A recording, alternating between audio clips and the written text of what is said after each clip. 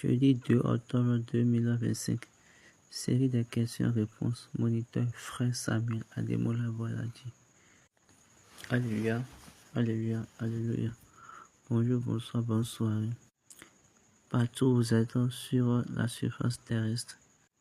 C'est encore un autre moment sur la plateforme True Order Season pour la série de questions-réponses. Nous remercions Dieu pour l'opportunité et la grâce de la descente, pour la descente de l'Église du Christianisme céleste.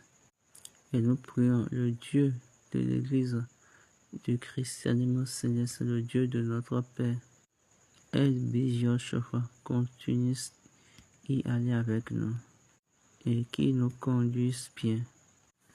Maintenant, prions. Jésù Kristi olú Michael a dúpẹ́ lọ́wọ́ rẹ fúnra ọ̀fẹ́ ìfàyègbà àti pápọ́rí ọ̀fẹ́ tó fi kà wá kún bí olùsìn ní ìjọ mímọ́ gbọ́pẹ́ gba ìyìn wa. Wákàtí tó a lọ nínú ètò náà fún ìbéèrè àti ìdáhùn. Ìrẹ́ tó di ìdáhùn gbogbo ìbéèrè ọkàn ènìyàn wá mi sí wa. Fi òye yé wa. Èyí tá ó gbọ́, èyí tá ó wí, jẹ́ kó lè sọ wá di mímọ́ sí ìfẹ́ rẹ̀. Kí orí ọ̀fẹ́ rẹ̀ ní ìmọ́lẹ̀ kó lè fààyè orúkọ ìgbà wa. Lórúkọ Jésù la wà. The Lord's Prayer. Our Father, who art in heaven, hallowed be thy name, thy kingdom come. Thy will be done in earth as it is in heaven. Give us this day our daily bread. Forgive us our trespasses, as we forgive those who trespass against us. And lead us not into temptation, but deliver us from all evil. For thine is the kingdom, power, and the glory forever. Amen. I want to praise the Lord. Hallelujah, hallelujah, hallelujah, hallelujah, hallelujah, hallelujah.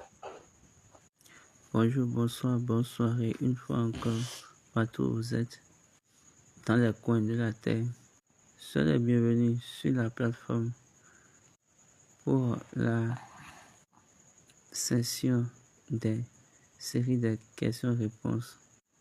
Et nous parlons, mais nous avons eu à parler la dernière fois de l'Église du Christianisme céleste.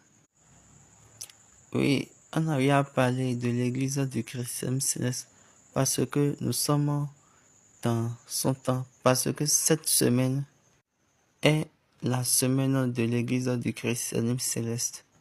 L'Église était descendue un lundi, mais le lundi 29 septembre 1947.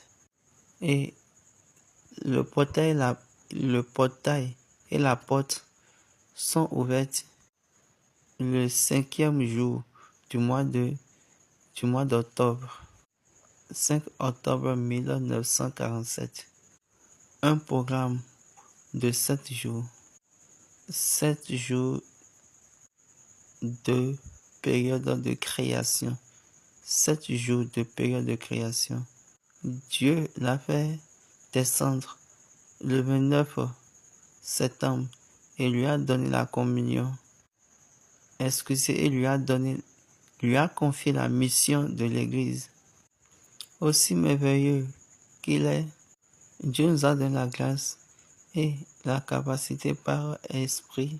Donc, c'est le jour spécial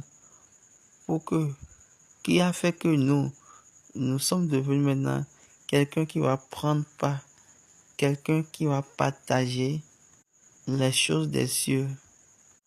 Comme je l'ai dit au cours de la session passée, jusqu'à ce que la semence de l'Église est plantée en toi, jusqu'à ce que la semence de l'Église serait plantée en toi, là tu n'es pas encore membre.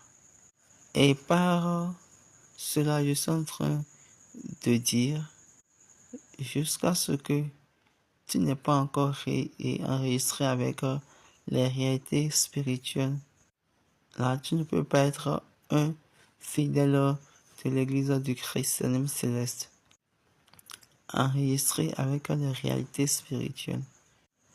Voilà le mystère de la constitution de l'Église. papa a enregistré l'Église avec des réalités spirituelles. Cette constitution bleue et le comité suprême a dit que c'est un livre historique. Et c'est un livre historique. Et ce livre ne peut pas être terrible. Oui, nous tous nous chantons et ce chant maintenant. Et nous chantons ce cantique-là sérieusement et la plupart d'entre nous le font souvent, surtout quand nous voulons parler. Mais, page 28, la version anglaise, l'enregistrement de l'Église. Psaume 80, article 90 de la Constitution bleue. C'est l'enregistrement de l'Église. Particularité de l'enregistrement. L'Église a été enregistrée en bonne et due forme selon l'ordonnance territoriale. Le 24 novembre 1958, le certificat d'enregistrement qui porte le numéro 489 était signé par le gouverneur général de la Fédération d'alors, Sir James Robertson. Donc, le miracle de l'enregistrement pouvoir faire de tout le monde à penser. Maintenant, et ceux qui voulaient enregistrer, ils avaient refusé. La personne qui a envoyé l'Église est partie chez eux et ils l'ont maintenant fait.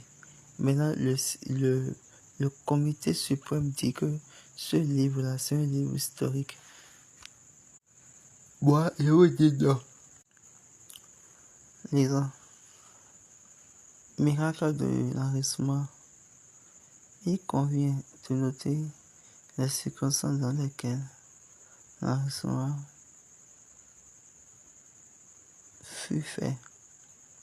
La demande d'enregistrement selon l'ordonnance fut déposée au gouverneur en 1958 pendant l'ère coloniale. Au départ, le gouverneur ne voulait pas faire droit à la demande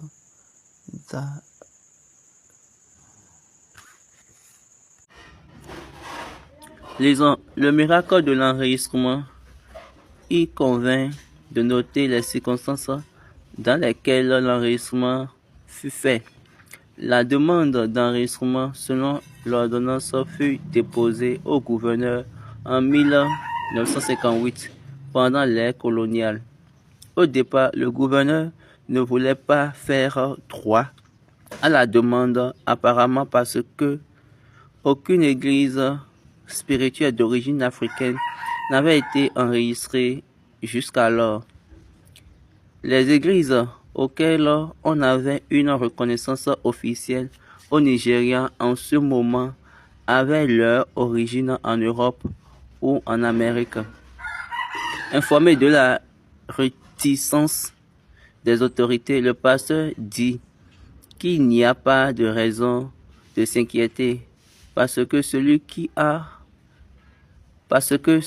à qui l'Église appartenait, c'est-à-dire le Seigneur Jésus-Christ, se manifestera lui-même à l'officier concerné.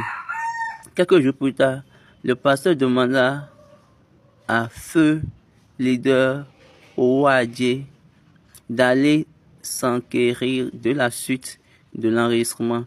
Quand il arriva, il eut l'agréable surprise de voir que le certificat d'enregistrement signé et scellé l'attendait depuis quelques jours.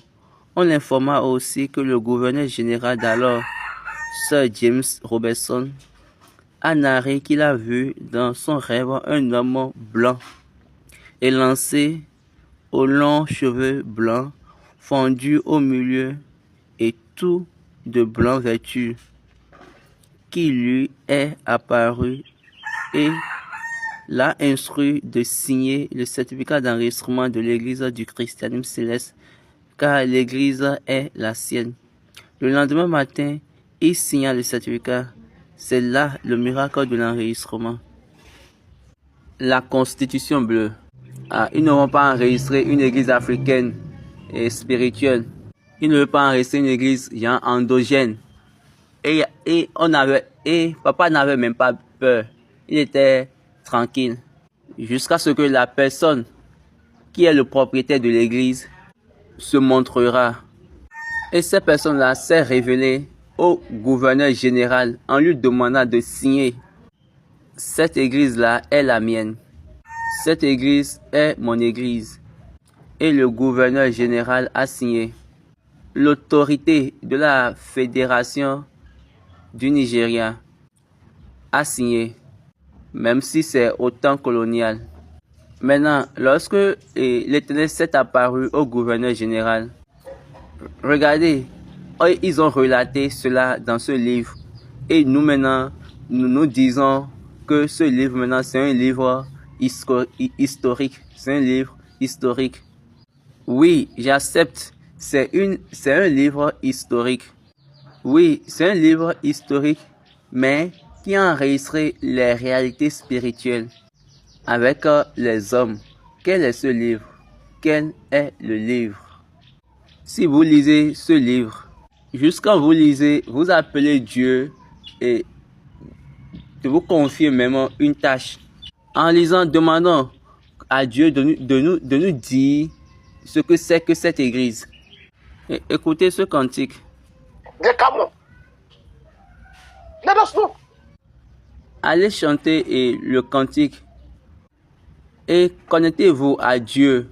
Et maintenant, vous allez dire, dis-moi, en lisant la Constitution bleue, dis-moi. Et nous pouvons utiliser cette partie. Dieu, dis-moi si tu es le propriétaire de cette église. Et je suis sûr que vous savez que le Dieu vivant a tous ses moyens pour pouvoir donner une réponse. Parce que c'est un Dieu qui parle. Il n'est pas un Dieu sourd, muet. Excepté si vous êtes exclu de sa voix. Je prie que Dieu ne nous laisse pas seuls dans son voyage avec lui. Afin que nous ne perdons point notre temps. Vérifions s'il y a des questions. Une question de la part de Olabandi Babatunde sur la plateforme Facebook. Les lectures, mais les textes bibliques de dimanche. Et qu'est-ce qu'on peut comprendre par le fait que Élie s'est fui au devant de Jézabel du moins. Mais est-ce que ce fait-là, on pourra également le comparer avec ce qui s'est passé au temps de Saül et il n'avait pas consulté Dieu? Baba dit, la réponse de Baba, tu poses la question et tu réponds en même temps. L'homme demeurera homme, mais l'homme de Dieu doit garder vite son Dieu. Regardez, imaginez-vous la question que Dieu a posée à Élie. Qu'est-ce que tu es en train de faire ici? Qu'est-ce que cela signifie? Qui t'a envoyé ici? Depuis, Dieu a planifié la vie d'Élie dans le monde spirituel tant que physique, tant que naturel, juste à cause de cet incident. Parce que Jézabel a juré. C'est ce même Élie qui a dit que les chiens vont boire, d'accord, le sang bien, vont manger la chair de Jézabel. Mais encore, c'est lui qui fut devant Jézabel à cause de la peur. Ça, c'est l'homme. Ça, c'est humain. Maintenant, quand ce cas-là vient et vous voulez courir ou vous voulez fuir, il y a une nécessité de poser la question à Dieu. Si vous êtes homme de Dieu, demandez, posez la question. Il y a un besoin de poser la question. Parce que c'est un abus de Dieu. Pour qu'un homme de Dieu puisse fuir. Regardez David dans 1 Samuel, chapitre 27. Regardez ce qu'il a dit. Quand les hommes de Dieu agissent sans demander de la bouche de Dieu, c'est-à-dire qu'ils sont en train d'insulter Dieu eux-mêmes. L'insulte de Dieu, c'est encore palpable quand vous arrivez maintenant à faire cette chose-là. Lisons à partir du verset 1. David dit en lui-même, je périrai un jour par la main de Saül. Il n'y a rien de mieux pour que je me refugie. Pour me réfugier au pays des Philistins, afin que Saül renonce à me chercher encore dans tout le territoire d'Israël. Ainsi j'échapperai à sa main. Donc la version anglaise dit, David a dit dans son cœur, donc la meilleure chose pour moi, c'est de fuir et le territoire d'Israël pour pouvoir et me réfugier dans le territoire des Philistins. Et de là, Saul ne va plus me rechercher. Donc, est-ce que vous voyez? Donc ça là, c'est l'idéologie propre de David. Saül ne va plus me rechercher. Donc ils étaient partis et il était parti chez les Philistins. Et il a mis de honte sur lui-même en faisant cela. Et il s'est transformé lui-même comme un fou. Parce qu'il était vraiment fou. C'est à cause de l'action qu'il est devenu fou. Ce n'est pas qu'il est fou, mais son acte en Dieu, c'est comme s'il est un fou. Donc ça là, c'est parce que ça vient du cœur de l'homme. Mais David après s'est réconcilié lui-même. Comment Élie. Maintenant, la différence entre David et Élie est celle-ci. Maintenant, David s'est réconcilié pour pouvoir montrer que il est vraiment un homme fou. Ou bien, il est vraiment un homme malade par rapport à ce qu'il avait fait. Mais Élie, de son côté, lui, il a voulu se justifier lui-même. Donc, Élie a voulu se défendre. Maintenant, Élie, on l'a vu et au lieu mauvais, à la mauvaise place. Mais pourtant, il était en train de se justifier. Il n'y a aucune mission ni fonction là où il était parti pour lui. Comme Dieu l'a rejeté, c'est à cause de cela Dieu l'a rejeté et lui a dit, ok, toi, j'ai fini avec toi. Maintenant, ce que tu as fait et ta fonction, remets ça à Élisée. Un Élisée qui ne connaissait même pas. Vous savez ce qui s'est passé sur David quand il était parti et sur la terre des Philistins. Le chapitre 13 nous a raconté l'histoire. Le chapitre 30 nous a raconté l'histoire. On nous a dit toute chose qui lui appartenait a été prise. Et c'est la première fois et David et ses hommes ont pleuré. Mais vous avez Dieu et la situation serait telle. Lorsque David arriva le 3e jour à Siclag avec ses gens, les Amalécites avaient fait une invasion dans le Midi et à Siclag. Ils avaient détruit et brûlé Siclag après avoir fait prisonniers les femmes et tous ceux qui s'y trouvaient, petits et grands. Ils n'avaient tué personne, mais ils avaient tout amené et s'étaient remis en route. David et ses gens arrivaient à la ville et voici, elle était brûlée et leurs femmes, leurs fils et leurs filles étaient emmenés en captif. Alors David et le peuple qui était avec lui élevaient la voix et pleuraient jusqu'à ce qu'ils eussent plus de force de pleurer. Ils ont pleuré jusqu'à ce qu'ils n'avaient plus aucune puissance à pleurer. Maintenant, la même chose s'est encore passée. Mais au moment où l'homme de Dieu, le choix de Dieu, le croyant de Dieu, toutes ces choses-là se passent quand ces personnes-là mettent Dieu de côté et elles prennent du moins leur propre décision. Quand quand les hommes de Dieu, les croyants, tout le reste, prennent leurs propres décisions, à la fin, il y a les pleurs. Mais vous voyez, j'aime David. C'est vrai, c'est un homme naturel. Mais il vit des situations. Si il est fâché, vous allez voir qu'il est fâché. S'il a faim, vous allez voir et qu'il a faim. Le même David qui demande de Dieu toutes les choses, comment Élie le fait, et Dieu voit Élie, ou bien, excusez, Dieu parle à Élie et à chaque moment.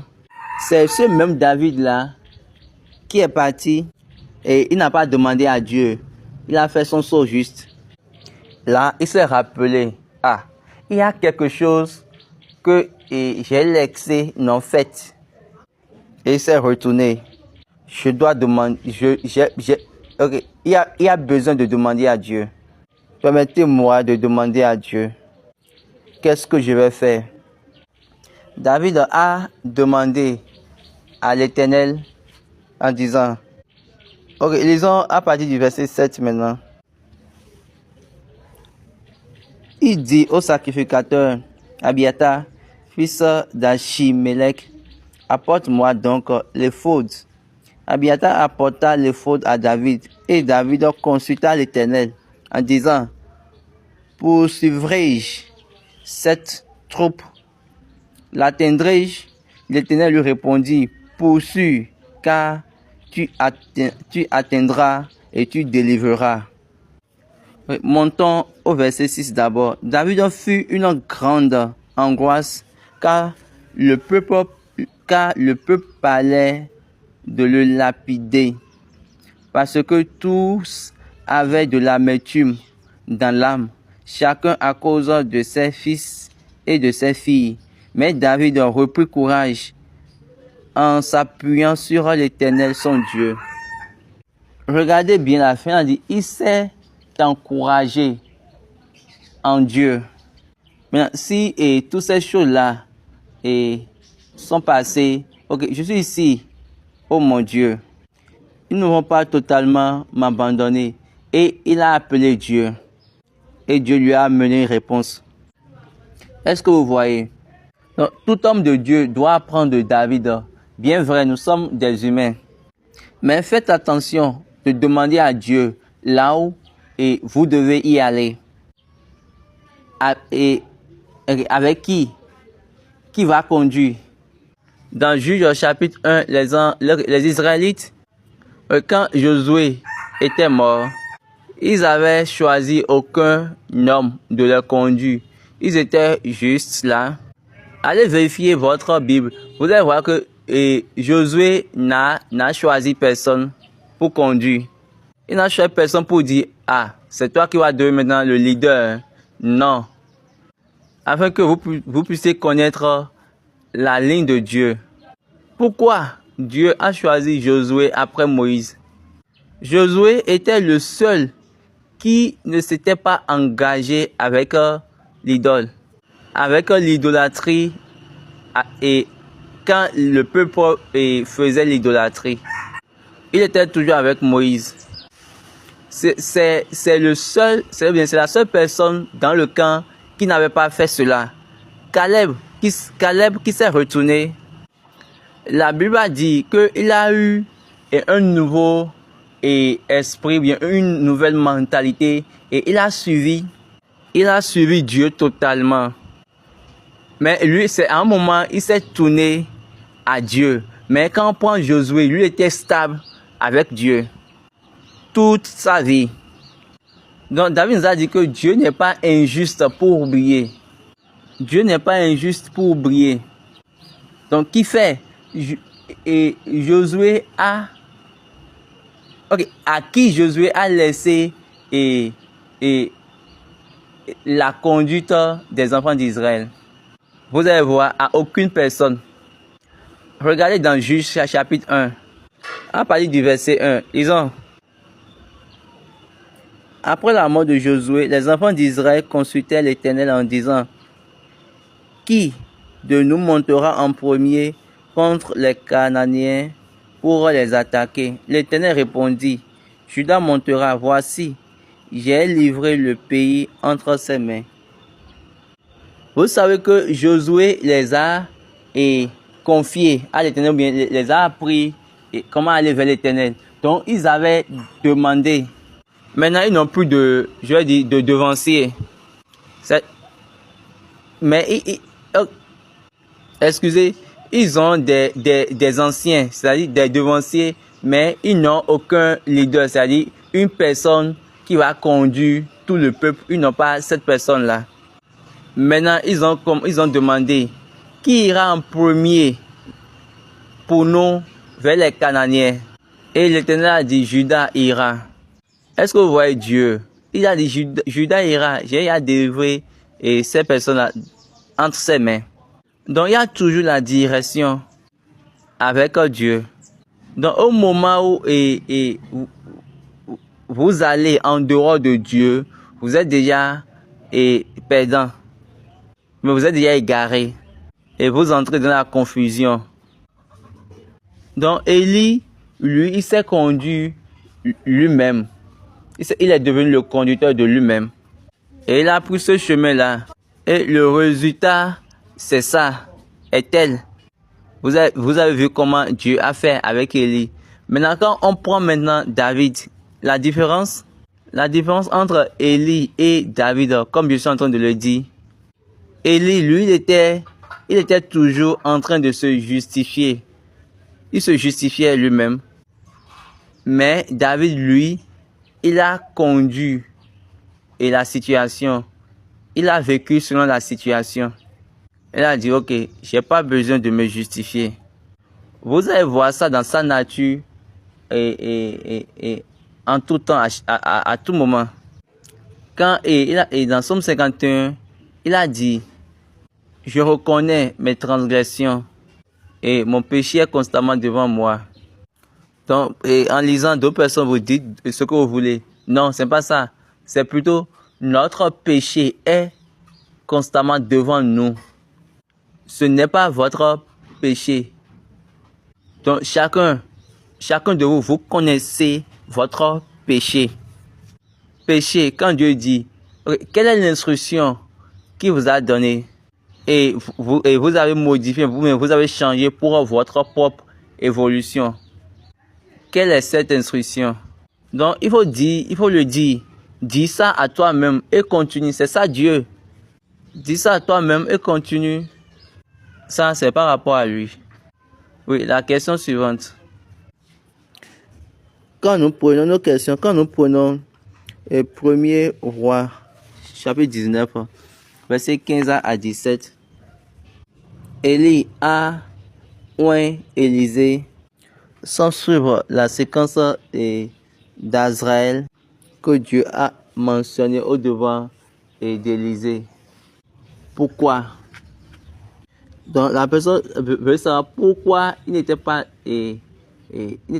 d'abord allé vers les autres avant de venir chez Élisée. Et la réponse de Baba dit, il y a la direction en Dieu. Dieu savait qui va venir en première position. Mais Dieu a besoin de lui montrer que, ok, voici l'enregistrement. Ou bien voici l'ordre de l'inscription. Maintenant, s'il allait chez Jéhu, c'est en anglais. Supposons que Jéhu, le voyage de Jéhu et le reste, si ces voyages n'étaient pas dans sa portion et celui-ci est venu en première position, n'oubliez pas, comme je l'ai dit, Élie a perdu la direction. Et il a perdu la direction. Et il a déjà perdu la direction. Et par là, Dieu a dit, ok, j'ai fini avec toi. Maintenant, je te remplace. Toute personne qui est remplacée, il n'y a plus de direction avec lui. Mais laissons porter ça avec lui. Il a vu Élisée en première position. Et c'est après ça, il a vu les autres. Mais c'est mieux de connaître la vérité. Il a commencé et déjà en perdant la direction. Vous perdez la direction quand vous vous tenez debout pour pouvoir vous justifier, même dans vos erreurs devant de Dieu. Oui, vous pouvez pécher, ça c'est naturel. Oui, vous pouvez transgresser, oui, ça c'est naturel. Mais en ces moments, faites attention de ne pas vous justifier. Il faut te présenter et comme tu es, là où tu es. Présente-toi sur le chemin que tu es. David était parti chez Dieu. David, quand il était parti chez les Philistins, il s'est présenté en tant qu'un homme malade, un homme fou. Parce qu'en ce moment de sa transgression, il était un homme fou. Au moment où vous quittez Dieu, est-ce que vous avez notifié? C'est David qui a pu dire que le fou pense dans son cœur, le fou dit dans son cœur qu'il n'y a pas Dieu. Donc, David a marché en tant qu'un fou et il s'est présenté en tant qu'un fou. Vous savez, quand le roi des Philistins l'a vu, il a dit, qui vous a dit d'amener un fou devant moi? Et après ça, il était resté dans le palais. Maintenant, avec cette capture, David a écrit ce psaume. Il a dit dans son cœur, ok, permettez-moi de mettre Dieu de côté. Et je vous le dis, toute idéologie qui met Dieu de côté, mais qui éloigne Dieu, c'est une idéologie de fou. Romains chapitre 1, la Bible a dit, au niveau du verset 28, comme ils ne se sont pas souciés de connaître Dieu, Dieu les a livrés à leur sens reprouvé pour commettre des choses indignes, étant remplis de toute espèce d'injustice, de méchanceté, de cupidité, de malice, plein d'envie, de meurtre, de querelle, de ruse et de malignité. Donc, ils ont reçu la confusion. Oui, en Dieu, toute chose doit être en ordre. Exactement comme il a dit. Mais comme il a déjà perdu la direction, mais louons Dieu, toutes les tâches qu'on lui a demandées, il a fait. La question suivante. Une autre question. Dans la Constitution, on dit qu'avant que les membres soient promus, ou bien, les membres soient promus, pour être membre de la trossie, ils doivent d'abord avoir le grade d'évangéliste. Est-ce que cela fait des ouvriers qui pourront être derrière les bergers? Est-ce qu'ils vont s'aligner derrière les chargés qui ont un grade inférieur par rapport à leur grade? La réponse de Baba, cet homme-là qui a écrit la Constitution, ils ont pris part avec lui de la même grâce. Comme j'ai l'habitude de définir la grâce est la capacité de Dieu versée sur les fils. La grâce, la capacité de Dieu qui est disponible.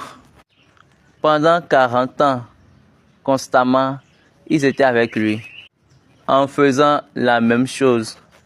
Et il y a ce processus spirituel. Mais pour rester dans ce processus spirituel, il les a donnés.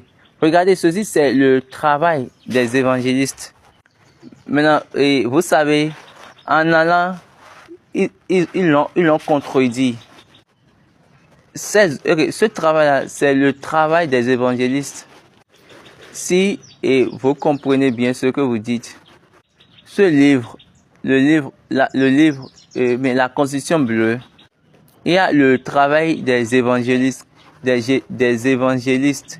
Et Dieu a fait de telle manière que, quel que soit l'endroit, quel que soit là où l'église du christianisme céleste sera installée, et est installée par cette stratégie. Maintenant, si c'est ça le chemin de propager la parole de Dieu, et les signataires sont ici, on va montrer la Constitution bleue. Donc, être promu, ça ne détruit, ou bien ça n'enlève rien en Dieu.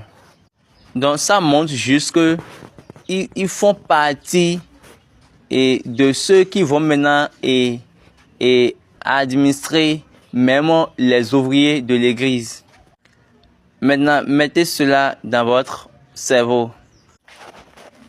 Papa dit, ceux qui en ce temps-là, en ce moment-là, ne sont pas des évangélistes, vont rester derrière eux. Ok, et faisons une analyse critique de cela. Si en cette année-là, en ce moment-là, dans les années 1980, si personne n'était évangéliste, si en 1980 personne n'était évangéliste, donc la seule personne qui peut rester derrière eux est Baba Banjo, parce que il est supérieur de eux tous. Quand on prend chacun uniquement, il est supérieur de eux tous. Maintenant, quel que soit maintenant là et qui vous êtes aujourd'hui, quel que soit votre grade, maintenant même la manière dont vous vous êtes arrangé, même si vous dites vénérable supérieur, vénérable temps, là c'est juste une nomination. Et ce que vous dites là, c'est nominal. J'ai un moyen de vous donner des noms. Il faut compter les nombres et vous luttez pour les grades, pour les positions. Baba Banjo, il est devant eux tous. Il est encore en haut de tous. Maintenant, si nous restons dans la posture de la Constitution bleue, maintenant, cela veut dire quoi? Aucune main, je ne fais exception de personne et je m'en fiche de cette personne-là. Et laissez-moi de vous dire ceci, il n'y a encore aucune main qui a d'autorité et comme la main de Papa SBJ Oshofa dans cette église. Aucune autorité, aucune audacité, aucun arrangement peut effacer, bien annuler l'arrangement de Papa SBJ Oshofa. Même pas un seul. Et ça, c'est la vérité. Oui, vous pouvez jouer et de la manière dont vous voulez. Vous voyez toutes ces choses-là que nous faisons, c'est à cause de nos pères et à cause de l'atrocité de Baba Bada et le reste. Je ne fais exception d'aucune chose. Oui, nous aimons les grades, nous aimons les positions et nous ignorons le système opérationnel que notre Père nous a donné. Quand Baba Bada faisait le most évangéliste, il y a des gens qui n'étaient même pas most seniors. Il y a des gens qui devaient être même most, mais ils ne le sont pas.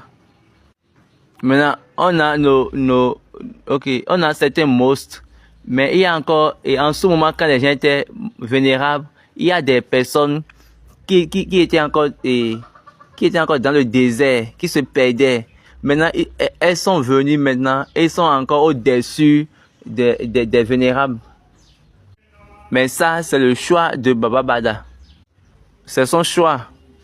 Donc, et si quiconque vient et en Dieu et s'assoit et il fait encore son propre système en Dieu. Vous savez que dans le ministère, il y a le système. Maintenant, vous savez, dans le ministère, quand certains de vous règnent, Vous-même, vous savez que vous êtes déjà en dehors du système. Donc, vous ne pouvez pas être là. Donc, et on met maintenant les jeunes. On met les jeunes maintenant pour pouvoir occuper la fonction et des autres. Et pour qu'on puisse servir l'autre. Mais ça ne marche pas. Mais qu'est-ce qu'on est en train de voir aujourd'hui? Même les enfants des bergers deviennent vénérables. Vénérables assistants bergers.